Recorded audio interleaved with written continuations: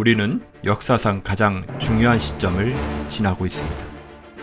하나님께서는 하나님의 일을 하시기 전에 사람을 준비시키셨음을 우리가 알고 있습니다. 하나님 말씀은 마지막 때에 대추수, 대부흥의 때가 있다고 분명히 예언하고 있습니다. 아멘. 하나님의 말씀이 그대로 성취될 것을 믿습니다. 예레미야 눈물은 잠자는 교회와 영혼을 깨우기 위해 노력하고 있습니다. 이 가슴 뛰는 일에 함께 하길 원하시는 분은 카카오 채널로 연락 주시기 바랍니다.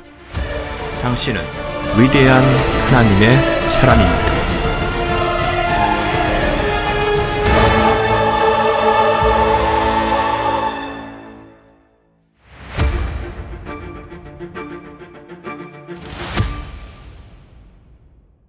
하나님의 마음은 당신과 나를 위해서 일부를 빼돌리고 일부는 다른 행성을 위해 남겨놓는 분이 아니십니다. 하나님은 당신과 나의 죄값이라는 엄청난 것을 해결하기 위해 하나님의 수백, 수천 명의 아들 중에서 하나를 골라 희생시킨 것이 아닙니다. 하나밖에 없고 하나님의 모든 것인 예수 그리스도를 희생시켰단 말입니다.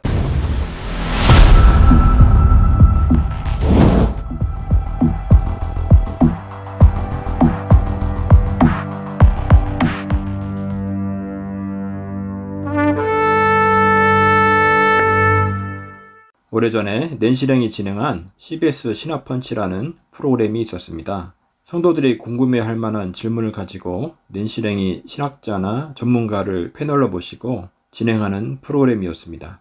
나름 신선하고 기획이 좋았다고 생각했었죠. 그런데 핵심적이고 중요한 문제, 예를 들면 카톨릭에 대한 것이라든지 오늘의 주제인 외계인에 대한 패널들의 이야기를 들었을 때 굉장히 답답하고 짜증까지 나기 시작했었습니다. 신학자이며 목사, 교수라는 사람이 이 정도밖에 이야기를 못하는 것일까? 제가 이들보다 뛰어나다고 교만해서 이야기하는 것이 아닙니다. 이들은 전혀 하나님의 마음을 모릅니다. 외계인은 존재하나요? 라는 제목의 신학펀치 영상을 일부는 빠른 배속으로 돌리고 핵심적인 부분만 같이 영상을 보도록 하겠습니다.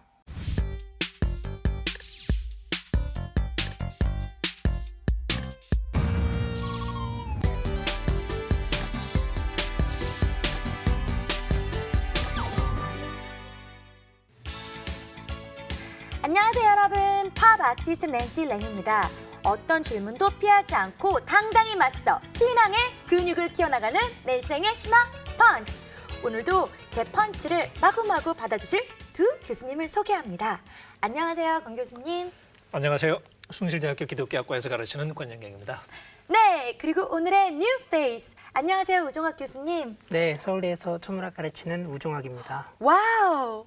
신학 펀치에서 비신학과 교수님을 다루는 거는 네. 오늘이 처음이고 정말 역사적인 순간이에요. 네, 비인기과는 아니죠.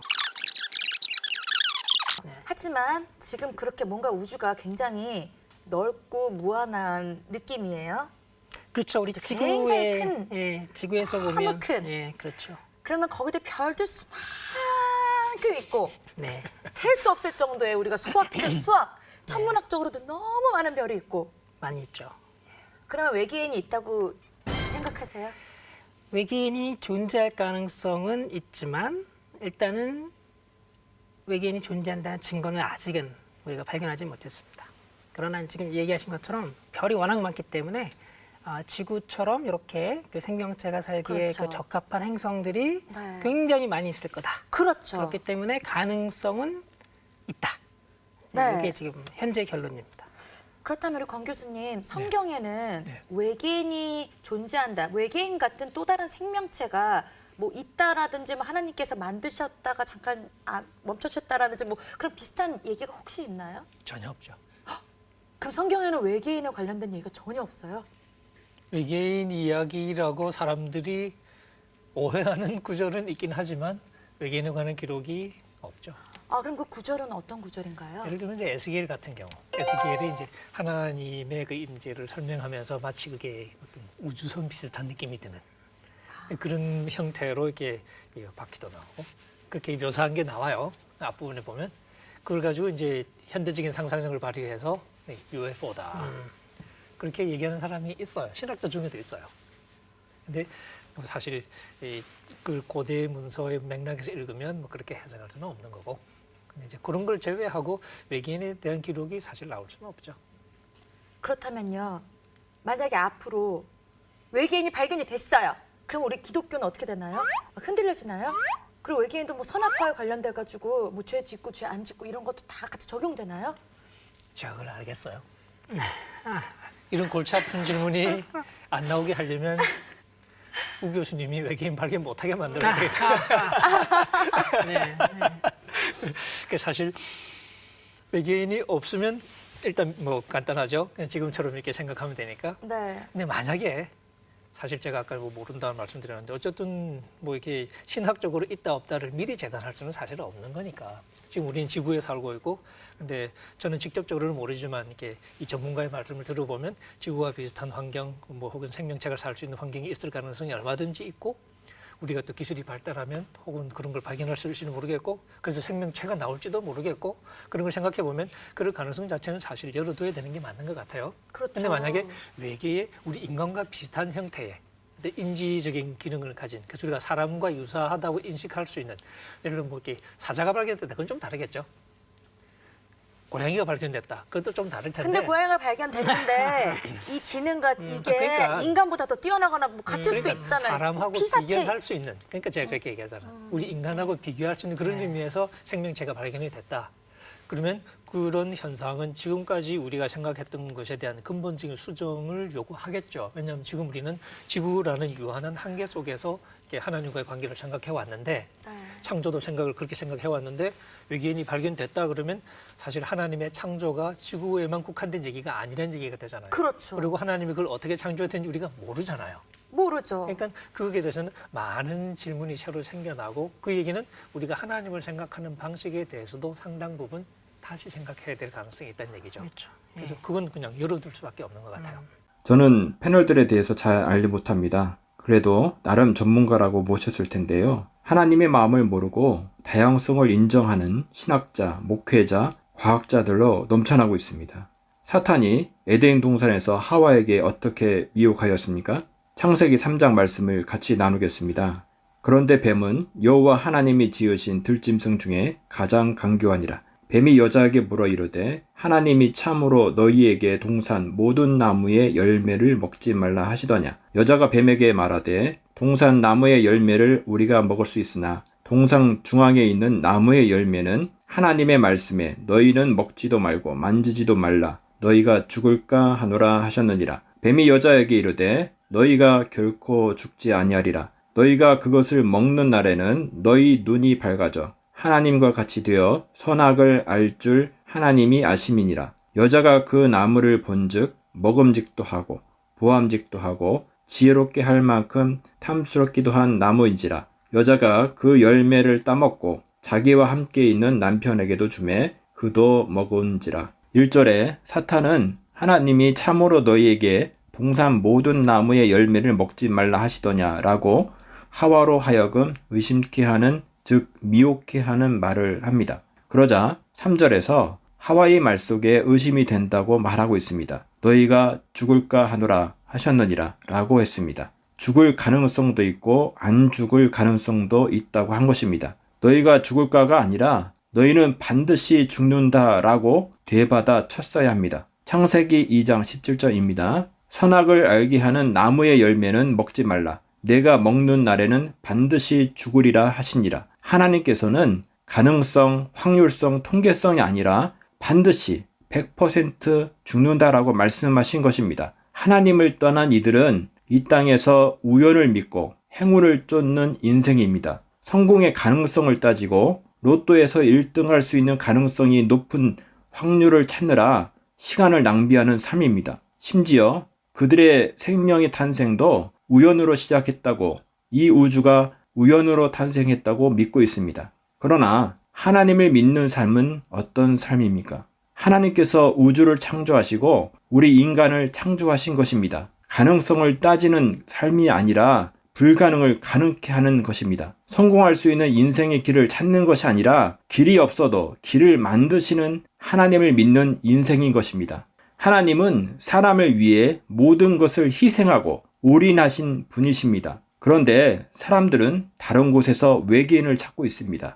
그들의 논리대로 인간의 가능성을 작동해 생각해 본다면 외계에 사람과 같은 인격과 지능을 갖춘 외계인이 있을 경우 그들도 사람들처럼 죄를 지을 가능성이 있겠죠. 그럼 그들을 위해서도 예수님이 십자가에 또다시 죽으셔야 합니까? 예수님께서 2번, 3번 죽으셔야 하는 가능성을 가능성이라 할 수 있겠습니까? 그것은 가능성이라 불러야 할 것이 아니라 사탄의 미혹이라 불러야 합니다. 그럼 어떤 이는 저보고 과학의 영역과 종교의 영역을 이해 못하고 있다고 과학적 탐구인 호기심을 무시하는 처사라고 할 수도 있습니다. 그렇다면 저는 이렇게 대답하겠습니다. 창세기의 내용은 종교가 아닙니다. 팩트이고 역사이고 현실입니다. 당신의 삶을 과학, 종교, 정치 등으로 나누지 마십시오. 우리가 믿고 있는 것은 나누어진 종교의 틀에 처박아 놓을 수 있는 것이 아닙니다. 우리가 믿고 있는 것은 나누어진 그 어떤 것들보다 위에 있는 절대적인 차원이 다른 것임을 명심하셔야 합니다. 기독교인이라고 하는 신학자, 교수라는 사람들이 하나님의 마음을 모르고 오해하고 왜곡하는 사람들입니다. 이런 분들이 이 땅의 지도자라는 자리를 꿰차고 있기에 사람들이 깨어나지 못하는 것입니다. 알지도 못한 머나먼 지구와 비슷한 행성에 외계인 따위는 없는 것입니다. 사람과 사탄과 귀신들과 천사와 하나님이 전부임을 성경은 증거하고 있습니다. 하나님의 마음은 당신과 나를 위해서 일부를 빼돌리고 일부는 다른 행성을 위해 남겨놓는 분이 아니십니다. 하나님은 당신과 나의 죄값이라는 엄청난 것을 해결하기 위해 하나님의 수백, 수천 명의 아들 중에서 하나를 골라 희생시킨 것이 아닙니다. 하나밖에 없고 하나님의 모든 것인 예수 그리스도를 희생시켰단 말입니다. 아시겠습니까? 이 지구에 있는 모든 인류를 위해 희생하신 것입니다. 그 마음을 아시겠습니까? 하나님의 마음은 우리가 살고 있는 이 지구, 이 땅에 모든 관심을 두고 계시단 말입니다. 하나님이 할 일이 없으셔서 우리의 머리카락까지 세시는 것이 아닙니다. 외아들 예수 그리스도는 자기 몸을 기꺼이 우리를 위해서 목숨마저도 던져주신 것입니다. 성령님께서는 말할 수 없는 탄식으로 우리를 위해 간구하시는 것입니다. 그 마음이 전적으로 100% 견눈질하지 않고 우리를 향하고 있기 때문입니다. 우리를 사랑하고 계신 증거입니다. 우리의 인생을 돈이나 부동산이나 주식 따위의 노예가 되지 마십시오. 하나님을 사랑하십시오. 하나님의 사랑이 향하는 우리의 이웃을 비난하지 마시고 사랑하십시오. 여러분, CBS 보지 마십시오. 미혹하는 영들이 많이 포진해 있는 곳입니다. 일부 순수한 크리스찬들도 있지만 비기독교인 직원들이 기독교인들보다 훨씬 많이 있다는 이야기를 들었습니다. 그리고 그곳에서 생산하는 기사들을 보고 있자고 하면 도저히 기독교 방송이라는 생각이 들지 않을 정도로 그 상태는 아주 심각합니다. 지금 시대는 택하신 자들을 미혹하는 시대입니다. 마가복음 13장 말씀입니다. 거짓 그리스도들과 거짓 선지자들이 일어나서 이적과 기사를 행하여 할 수만 있으면 택하신 자들을 미혹하려 하리라. 너희는 삼가라. 내가 모든 일을 너희에게 미리 말하였노라. 깨어나십시오. 견눈질을 하거나 외계인 따위에 관심을 두지 마십시오.